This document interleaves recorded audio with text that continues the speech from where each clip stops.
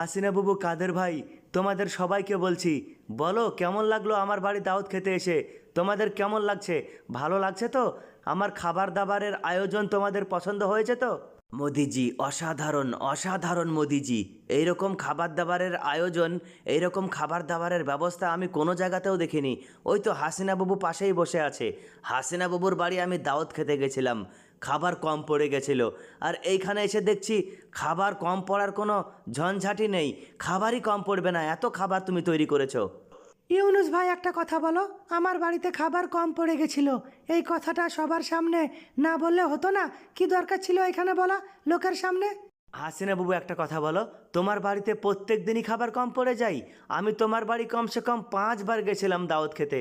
আমি যেই দিন যাই তোমার বাড়ি দাওয়াত খেতে, তোমার খাবারই কম পড়ে যায়। কেমন খাবার তৈরি করো তুমি? আর আজকে দেখেছো মোদি চাচার বাড়িতে এসেছি আমরা, কতটা খাবার তৈরি করেছে মোদি চাচা। কাদের কাকু, একটা কথা বলবো, লোকের বাড়ি দাওয়াত খেতে ভালোই লাগে। তুমি একদিন দাওয়াত করে আমাদের কেন খাওয়াচ্ছ না? এত লোকজনকে দাওয়াত করে একদিন খাওয়াও, তারপরে তো বুঝবে তুমি। আরে আরে, ছাড়ো এইসব কথা, এখন এইসব কথা বলার সময় না। খাও খাও। আচ্ছা মোদি চাচা, একটা কথা বলো, এত জিনিস, এত রকমের আয়োজন, খাবার দাবার, এইসবগুলো কি তুমি নিজের হাতে তৈরি করেছো, না কে তৈরি করে দিয়েছে তোমাকে? আলম ভাই, এইসব খাবার দাবার আমি নিজে হাতেই তৈরি করেছি। বিশ্বাস না হলে তুমি হাসান ভাইকে জিজ্ঞেস করে নাও। হাসান ভাই আমার সাথেই ছিল। কি হাসান ভাই, আমি ঠিক বলছি তো? এইসব খাবার দাবার আমি নিজের হাতে তৈরি করিনি, বলো তুমি? হ্যাঁ আলম ভাই, এই খাবার দাবারগুলো মোদিজি নিজের হাতেই তৈরি করেছে।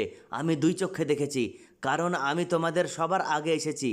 তোমরা যাই বলো না কেন, আমি আজকে ভীষণ খুশি হয়েছি, কারণ সবার সঙ্গে আজকে দেখা হয়ে গেল। অনেক দিন পর আজকে সবার সঙ্গে দেখা করলাম এই মোদিজির বাড়িতে দাওয়াত খেতে এসে। অনেক খুশি হয়েছি আমি। বন্ধুরা, ভিডিওতে লাইক করো, শেয়ার করো, চ্যানেল সাবস্ক্রাইব করো।